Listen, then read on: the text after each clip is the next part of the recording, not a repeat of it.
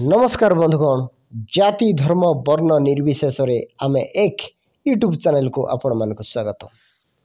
आज शास्त्र आलोचन प्रश्न ख्रीस्टियान मानकर उत्तर हिंदू मानकर भगवत गीतार प्रश्न हिंदू माने तांको देवादेवी को कहीं फूलमाल देउछंती तांकर देवादेवी मृत कि कहीं फूलमाल मृत व्यक्ति को दि जाए।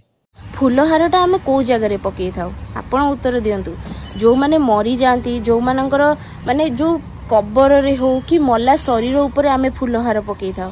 जदि आपण ठाकुर आपणकर भगवान जीवित अछंती ताहले सबु सोमवार सबु शुक्रवार फूलहार नहीं कि जाउछंती कोन पई।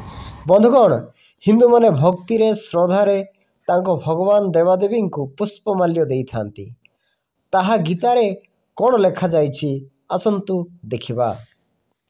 भगवत गीता अध्याय नंबर 9 श्लोक 26।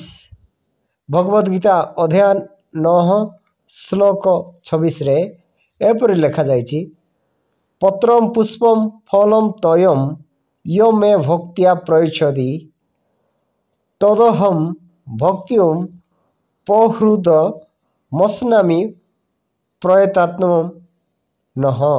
पत्रम पुष्पम फलम तयम अयम मे भक्त्या प्रयच्छति तदहम भक्त्युम पहृत मस्नामि प्रयतात्म नः।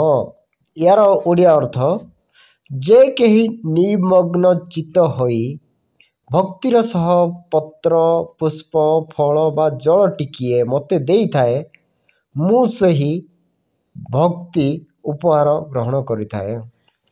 जे केही निमग्न चित्त होई भक्तिर सह पत्र पुष्प फल बा जल टिके मते देई थाए मु सही भक्ति उपहार ग्रहण करी थाए। एही कारण पई हिंदू माने फूल फल जल आदि अर्पण करि थांती।